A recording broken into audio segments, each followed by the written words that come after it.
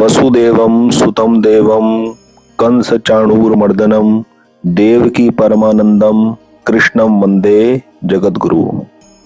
जय श्री कृष्ण बंधुओं, आज की इस वीडियो में चर्चा करेंगे परम पूजनीय संत स्वामी राम सुखदास जी महाराज द्वारा मार्गदर्शन दिया हुआ कि किसी मरणासन व्यक्ति के लिए, अर्थात कोई व्यक्ति, कोई मनुष्य मृत्युशैया पर हो और अंतिम क्षणों में हो प्राण त्यागने के, उस वक्त उसके आसपास के व्यक्तियों का क्या दायित्व बनता है।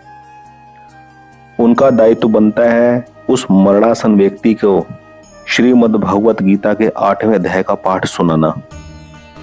यदि उस मनुष्य के अंदर चेतना है, सुनने की शक्ति बची हुई है, तो 8वें अध्याय का पाठ सुनाया जाए, क्योंकि गीता के 8वें अध्याय के पाठ में विशेषता इस बात का वर्णन है कि अंत समय में मनुष्य जिस जिस भाव को याद करता हुआ, स्मरण करता हुआ अपने शरीर का त्याग करता है, प्राणों का त्याग करता है, वो उस भाव को प्राप्त होता है।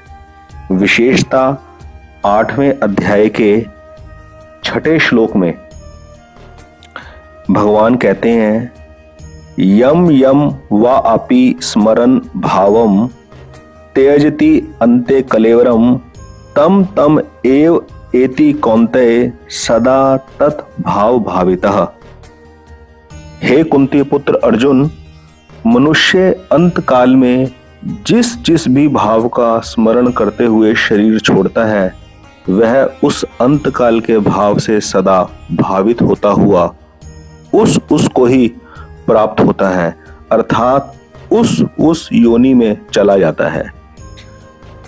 तो मरणासन व्यक्ति जो मृत्युशैया पर है, उसके आसपास के अभिभावकों, परिवार सदस्यों, मित्रगणों, जो भी उसको जानने वाले हैं, उनका यह दायित्व बनता है, उनका यह सबसे बड़ा मनुष्य जीवन का यह फर्ज बनता है, यह दायित्व बनता है कि वह उसको भगवान नाम स्मरण करवाएं। भगवान नाम स्मरण होने से उस मनुष्य का जो जीवन है वो सफल हो जाएगा। उसको अंत काल में प्राण त्यागते वक्त भगवान का स्मरण होने से भगवान के शाश्वत धाम में स्थान प्राप्त होगा और वह जन्म मरण के बंधनों से निकल जाएगा। मित्रों, श्रीमद् भागवत महापुराण के अंदर एक कथा आती है राजा जड़ भरत की, जो अपने पिताजी की तपस्या से प्रेरित होकर मोह ममता को त्याग कर जंगल में, वन में साधना के लिए गए थे। और वहां जाकर उनको एक हिरण का बच्चा मिल जाता है, लावारिस, नदी में जिसका जन्म होता है। गर्भिणी हिरणी उस बच्चे को जन्म देकर प्राण त्याग देती है, तो उस लावारिस बच्चे को उठाकर राजा जड़ भरत पाल पोस के बड़ा करते हैं। तो होता क्या है कि उसको वो अपना एक बच्चे की तरह पालते हैं। और भागवत के अंदर बड़ी ही सुंदर कथा है कि राजा जड़ भरत जब शरीर त्यागते हैं तो अंत समय में उनको उस प्यारे हिरण की याद आ जाती है, और उनकी जो अंत मति होती है शरीर को त्यागते वक्त, उसी हिसाब से, उसी प्रकार से अगला जन्म उनको हिरण का मिलता है।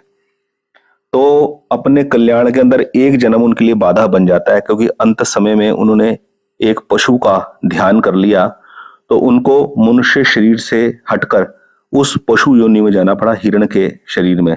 और उसके बाद फिर उनको दोबारा मनुष्य शरीर प्राप्त होता है, तब वो अपना कल्याण करते हैं। तो कहने का तात्पर्य ये है कि मृत्युशैया पे जब भी कोई व्यक्ति हो और आपको ये पता लगे, तो सारे काम छोड़कर उस व्यक्ति को जाकर श्रीमद् भगवत गीता के 8वें अध्याय का पाठ सुनाया जाए। विशेषता ये 6ठा श्लोक, जिसके अंदर भगवान ये व्याख्या कर रहे हैं कि कुंती पुत्र अर्जुन, शरीर त्यागते समय मनुष्य जिस जिस भाव का स्मरण करता है, वह उस भाव को निश्चित रूप से प्राप्त होता है। अर्थात उस व्यक्ति को प्राण त्यागते वक्त तो भगवान का स्मरण करवाया जाए। भगवान का स्मरण करने से उसका कल्याण होगा। इससे बड़ा और कोई सेवा इस संसार की नहीं हो सकती। ठीक है मित्रों, इसी प्रकार से श्रीमद् भगवत गीता के सुंदर श्लोकों का अनुवाद सुनने के लिए कृपया अपने सजेशन देते रहिए कमेंट बॉक्स के अंदर। और परम पूजनीय संत स्वामी राम सुखदास जी महाराज द्वारा की हुई व्याख्याएं साधक संजीवनी के माध्यम से मैं कोशिश करूंगा ईश्वर की कृपा से, संत जनों की कृपा से इसी प्रकार इस चैनल के माध्यम से और अच्छे तरीके, बेहतर तरीके से डिलीवर होती रहे सभी के कल्याण के लिए। इसमें हम सभी का भला है। बहुत बहुत धन्यवाद। जय श्री कृष्ण।